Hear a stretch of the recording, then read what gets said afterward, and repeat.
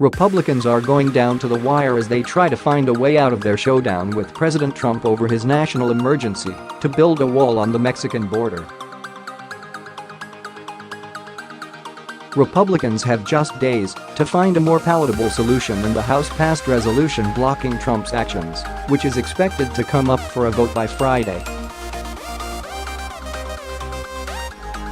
They are looking for ways that Trump could win more wall funding without using the emergency declaration, a controversial move that has caused angst on Capitol Hill.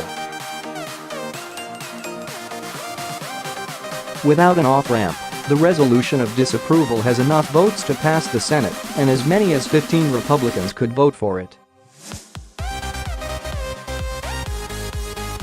That would be an embarrassingly high number for the White House, even if a Trump veto cannot be overridden. Republicans have yet to find a plan that unites the caucus and passes procedural muster with the parliamentarian.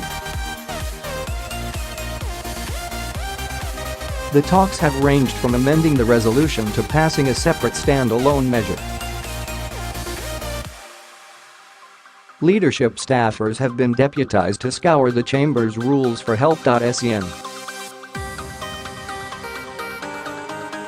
James Lankford, R. Oklahoma, who is undecided on the vote, said the parliamentarian has given them an initial determination that the House-passed resolution could be amended.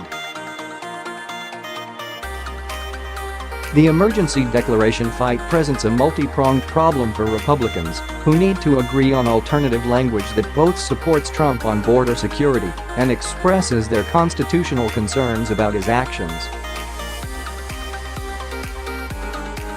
Asked about making changes to the House-passed resolution, a GOP aide said that the Senate can amend whatever it wants, but added that the parliamentarian has said there should be limits on amendments for the resolution to keep its privileged status. But Republicans also expect Democrats to force a vote every 6 months on Trump's emergency declaration, prolonging the political and legal headache. Trump has sent multiple warning shots to Republicans, urging them to stay united. He appeared confident on Friday that he would ultimately prevail, telling reporters at the White House that "we're doing fine in Congress. They understand it's an emergency."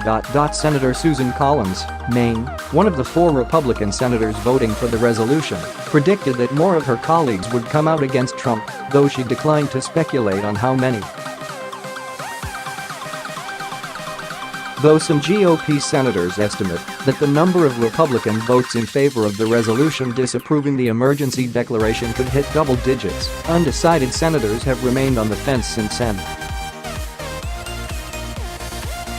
Rand Paul, R. Kentucky, offered his support more than a week ago. Asked how he would vote, Sen. Mitt Romney, R. Utah, demurred, noting he didn't yet know the text of the resolution that will be before the Senate. Senator Lamar Alexander, R. Tennessee, who is retiring at the end of the current Congress, publicly urged Trump to withdraw the emergency declaration, but has not heard back from the White House about his idea. One possible option under discussion would to get Trump roughly $5.7 billion for the wall, which Republicans support, but also block his emergency declaration. Republicans are also weighing changes to the National Emergency Act, including requiring that Congress affirmatively vote to continue the emergency declaration after a certain amount of time. Senator Rob Portman, R. Ohio, said during a conference call with Ohio reporters that he was trying to find an alternative way to get Trump funding, including expanding the amount of money he can take from the Pentagon's counter-drug funds.